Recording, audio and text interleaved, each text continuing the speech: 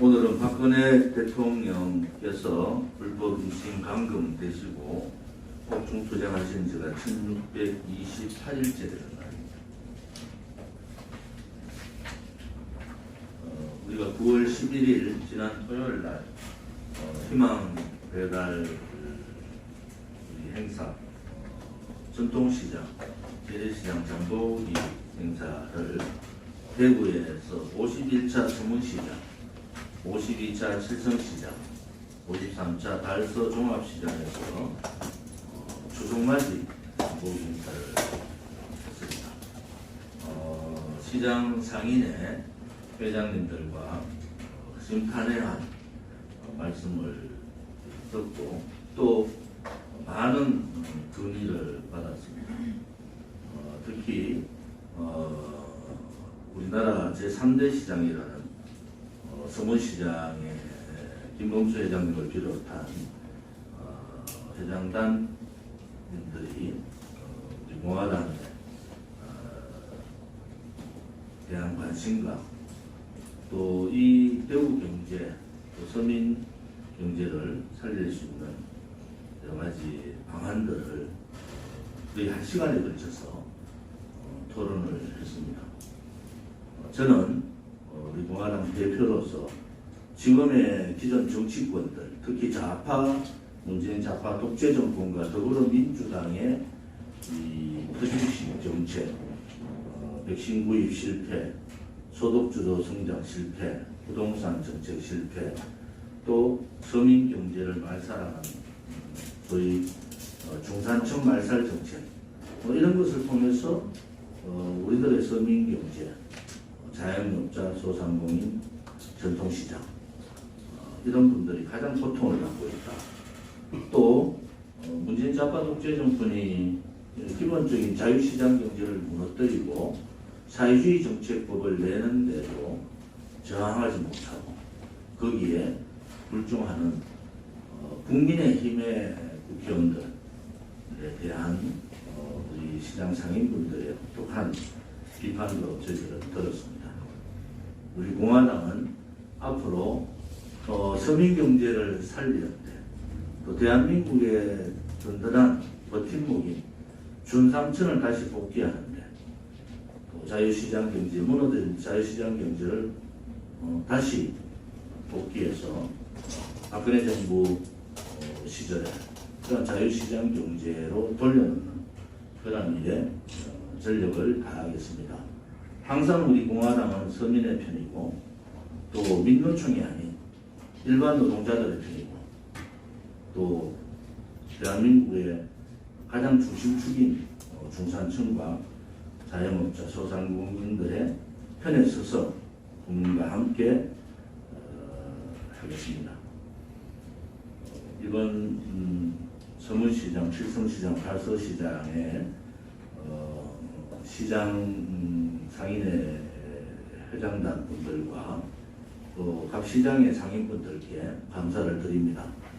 혹여 저희들이 순수하게 정치적인 행사보다는 오히려 시장 경제 살리는 행사에 집중을 하고 전념을 했습니다만은 혹여 상인분들의 영업에 조금이라도 지장을 줬든지 하면은 저희들에게 말씀해 주시고 또 저희들도 고쳐 나가도록 그렇게 하겠습니다. 우리 공화당의 재래시장 장보기 희망 장보기 행사는 앞으로도 계속해 나가도록 하겠습니다. 우리는 대구에서 세 곳의 시장을 다니면서 대구 시민들의 절절한 분노와 또 애달픔을 봤습니다. 정말 비통해하고 고통에 빠져있는 시장 상인 한 분 한 분의 모습을 봤고 저희들이 가서 시장마다 물건을 하나 사줄 때 상인분들의 그 눈빛 또 말 한마디 이렇게 와서 물건을 사주니까 너무 고맙다고 또 그 상인분의 몇 분들은 울면서 저희들에게 감사를 표했고, 또 이렇게 장을 보러 와서 53차 시장 보기를 했다는 그 얘기를 듣고 깜짝 놀랐다는 반응들이 있습니다. 기존의 정치분들의 그 폐석, 기존 정당들의 악습에서 벗어나는 것이 우리 공화당이 가야 될 길이고, 또 우리 공화당이 앞으로 추구하는 정치고 정당이다. 저는 그렇게 봅니다. 우리 공화당이 정치혁명을 하겠다고 했던 정당이기 때문에 깨끗하고 청렴이죠. 또 국민과 항상 국민의 편에 서서 국민의 눈높이에 따라서 어려운 서민과 함께 분리만한 정당, 정치꾼들이 모인 정당이 아니고 순수한 국민들의 민초정당으로서 우리 공화당 하는 길을 좀 더 고민을 하고 가야 되겠다. 그분 한 분 한 분들의 그 고마워하시는 모습들을 보면서 많은 힘을 얻었습니다.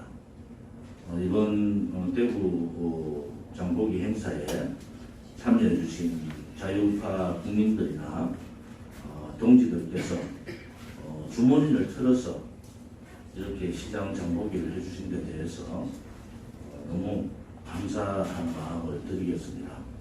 여러분들의 한 분 한 분의 그 정성과 여러분 한 분 한 분들의 성의가 대한민국을 바꾼다. 우리 공화당을 그야말로 자유우파의 중심 정당으로 여러분들이 만들어 주신다. 또 우리가 바라는 그러한 희망의 대한민국을 우리 공화당이 반드시 저는 만들 수 있다는 자신을 갖고 있습니다. 오늘 최고위원회에서 우리가 부족했던 부분에 대해서 여러 얘기를 나눴습니다.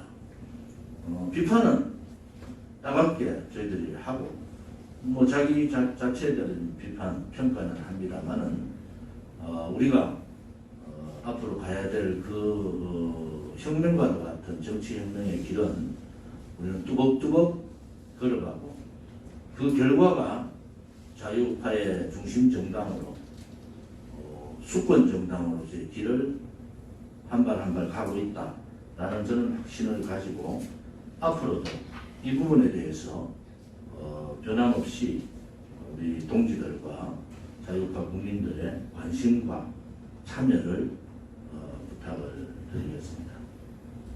멀리서 와주신 동지들, 특히 시간이 촉박해서 식사 때를 거르고 힘들어하신, 저도 뭐 사실 점심을 못 먹고 저녁도 상당히 그런 상황이 있었습니다만 우리 동지들이 불편함에도 불구하고 잘 견뎌주시고, 또 당 사무처나 집행부에서는 좀 더 시간 조정을 잘 하셔서 동지분들이 불편하지 않도록 이렇게 해 주시기를 바랍니다.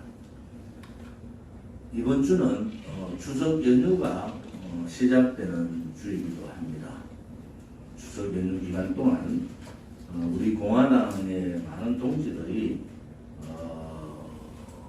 지역 시장 보기, 가능하면은 우리가 53차 희망 배달을 하고 있지 않습니까? 전국의 모든 시장을 저희들이 방문을 못하기 때문에 내가 당대표다, 내가 우리 공화당이다 라는 그런 자부심을 가지시고 동네 시장에 집중적으로 장을 보시고, 또 우리 공화당의 전단지나 필요한 부분들도 추석에 많이 배포해서 홍보와 장보기를 같이 하는 그러한 행사가 되기를 바랍니다.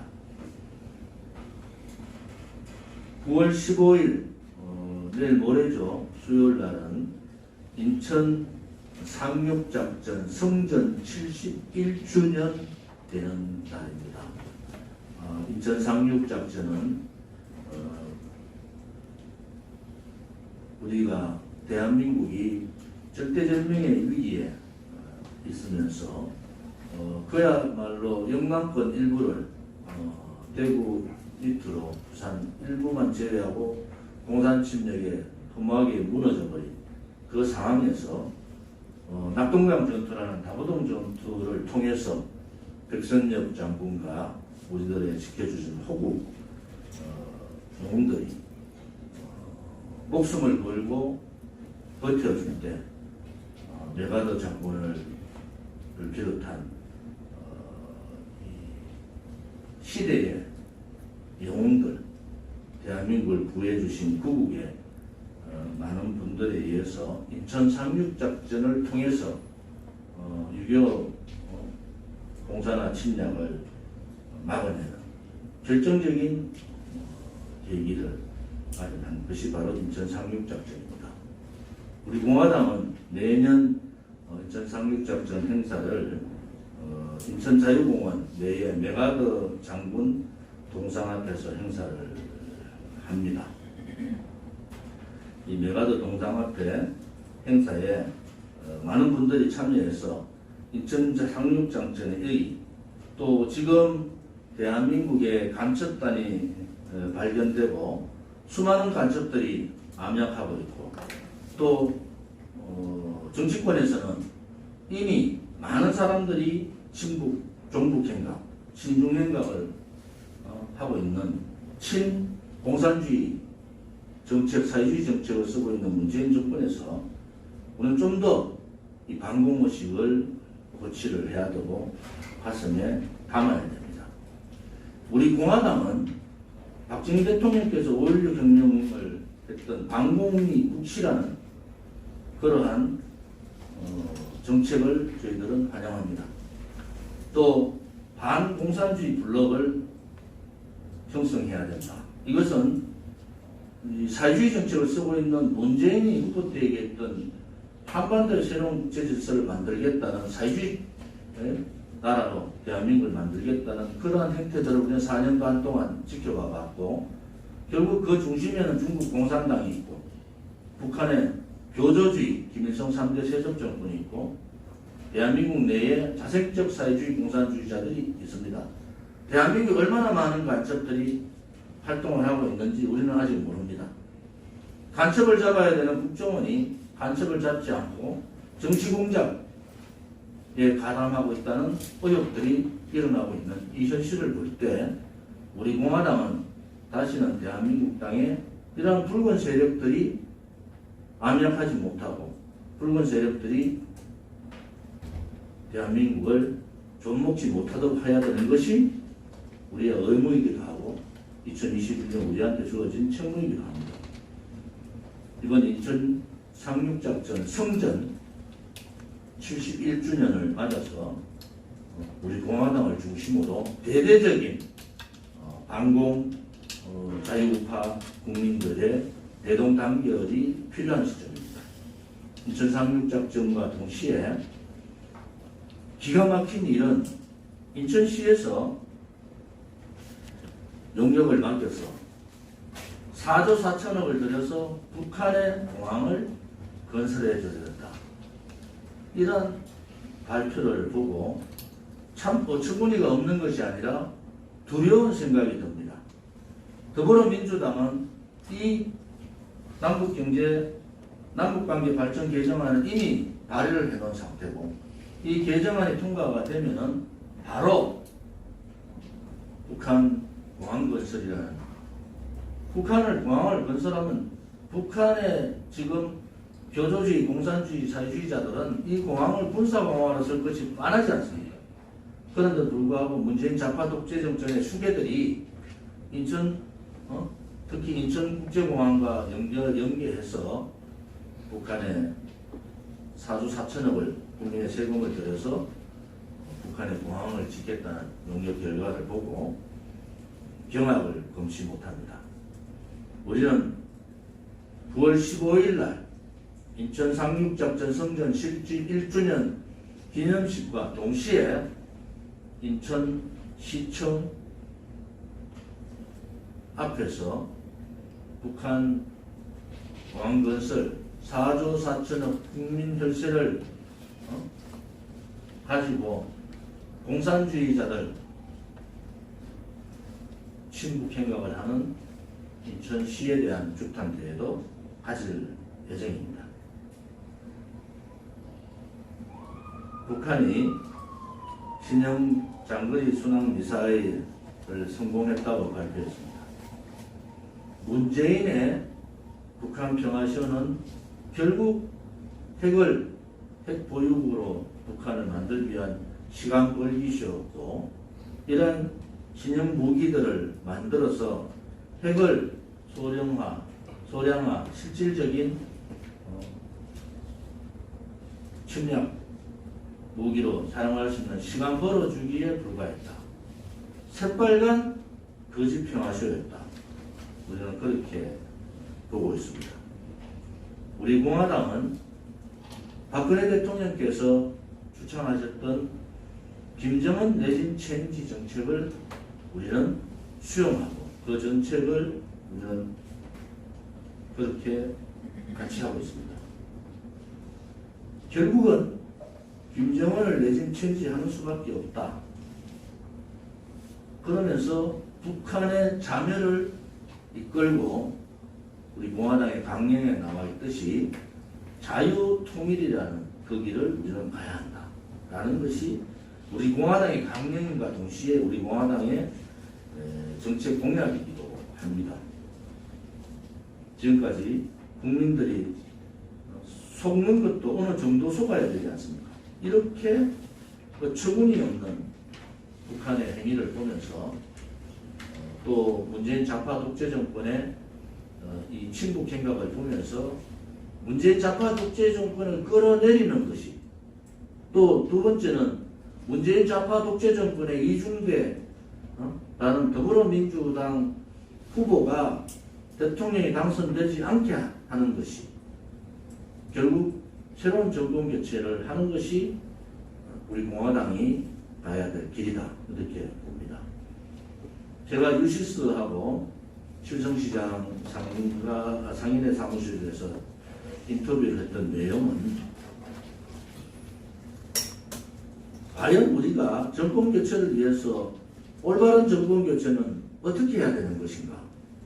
그것은 바로 우리를 극우로 몰고 박근혜 대통령이 탄핵이 정당했다는 그러한 반시대적, 반역사적, 반자유민주주의 체제적 국민의힘과는 연대하가 불가능하다. 국민의 힘이 무너지고 정말 우리 공화당을 중심으로 정권 교체를 하면은 대한민국은 지금 대한민국의 국민들이 바라는 그러한 나라가 되는 겁니다. 대한민국다운 대한민국은 진실이 살아있고 정의가 살아있는 나라입니다.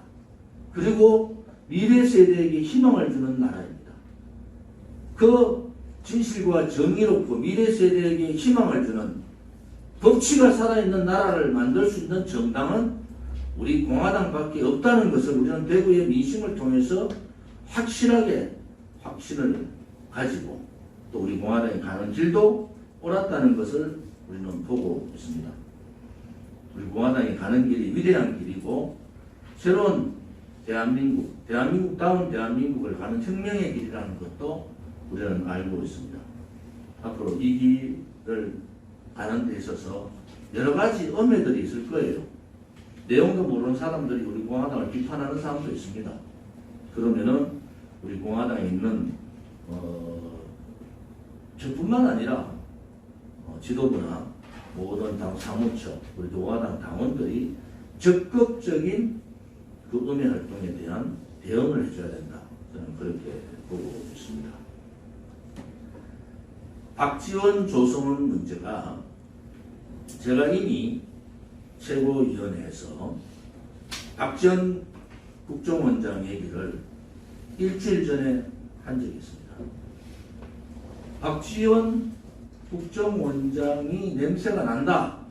최고위원, 이 사건이 언론에 공개되기 전에 조성은이가 어떤 사람이라는 것을 제가 최고위원회에서 이미 예견을 했고, 결국 또 제가 생각했던 대로 박지원, 조성은 이 국정원 대선 개입, 문재인 좌파 독재 정권의 대선 개입의 모습들을 우리는 보고 있고, 그 조작 행위들을 국민들은 예의주시하고 있습니다. 도대체 박지원과 조성은 무슨 관계인가? 또 얼마나 많은 만남을 가졌고 그 만남에 있어서 무슨 얘기들을 했는가?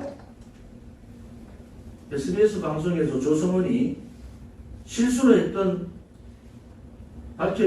자기들이 밝혀서는 안 되는 박지원이나 자기가 생각했던 그러한 시기가 9월 2일이 아니었다라는 그 얘기는 박지원과 조성은이 이미 공모를 했다는 업무의 냄새가 굉장히 짙지 않습니까? 이 문제는 박지원 국정원장의 정치 개입뿐만이 아니라 문재인 좌파 독재 정권의 대선 개입 공직선거법 위반 행위다. 지금 국민의힘이 박지원 또 문재인 이런 부분에 대한 대처를 제대로 해야 된다. 또 하나는 이 문제에 대해서 우리 공화당은 윤석열을 가장 용서할 수 없는 자지만은 정치 공작에는 동의할 수 없다는 것이 이 문제가 시작될 때부터 우리가 견지했던 일입니다. 윤석열이 용서받지 못할 자와 박지원 국정원장을 비롯한 이러한 조성은과 같은 또 여러 계통을 통해서 일사불란하게 움직이는 이런 모습을 보면서 공작 정치에 의욕이 짙다는 것도 우리는 잘 알고 있습니다. 이런 부분에 있어서는 단호하게 우리 공화당이 대처를 해야 된다. 이렇게 봅니다. 또 김웅이라는 자가 우리 공화당에 대해서 입에 담을 수 없는 얘기들을 했죠. 극우 등등 이러한 얘기들을 우리는 잘 알고 있습니다. 그러한 자가 이 대선판을 뒤흔드는 거 아닙니까? 김웅이 유승민의 대변인 역할을 하고 있는 캠프 사람 아닙니까? 유승민은 적극적으로 후보 사퇴를 통하고 정계 은퇴 선언을 하는 것이 맞습니다. 그렇지 않고 그냥 엉거슬쩍 김웅에게 모든 것을 전가해버리는 모습 또한 올바른 정치인의 길이 아니다. 국민의힘은 김웅의 적극적인 출당과 유승민의 책임을 물어서 후보 사퇴와 정계 은퇴를 촉구해야 합니다. 그렇지 않으면 이 사건을 이겨나갈 수가 없어요. 또 하나 막말 홍준표 정말 비신사적입니다. 우리 공화당은 박근혜 대통령께서 그렇게 죄가 없는데도 33년을 때린 윤석열이라도 정치 공작에 희생되는 것은 안 맞다 이런 보는 거예요. 그것은 우리가 추구하고 있는 진실된 정의로운 대한민국이 아니에요. 윤석열은 스스로 무너집니다. 그렇다고 해서 좌파 독재 정권 특히 국정원장이 개입한 정치 공작에 의해서 그렇게 가는 것은 맞지 않습니다.